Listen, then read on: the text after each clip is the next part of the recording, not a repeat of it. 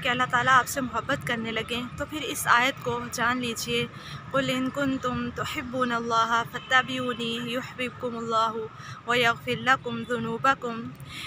यहाँ पर अल्लाह ताला नबी सल्लल्लाहु अलैहि वसल्लम से कह रहे हैं कि आप बता दें तमाम उम्मत के लोगों को कि अगर आप अल्लाह से मोहब्बत करते हो तो फिर मेरी पैरवी करो, यानी नबी सल्लल्लाहु अलैहि वसल्लम की पैरवी करो।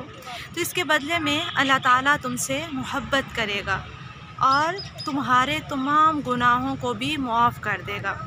हम दुनिया वालों से जब मोहब्बत करते हैं ना तो बहुत कम ऐसा होता है कि हमें उसका अच्छा आउटपुट मिले।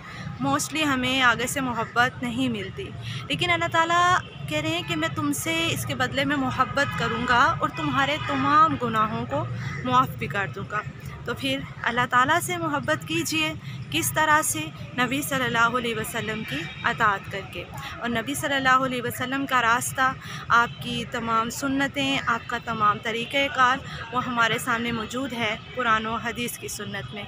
तो कुरान और हदीस का इल्म हासिल कीजिए और इस हदीस के अल्लाह ताला की मोहब्बत के मिस्दाक़ बन जाइए। अस्सलामु अलैकुम व रहमतुल्लाह।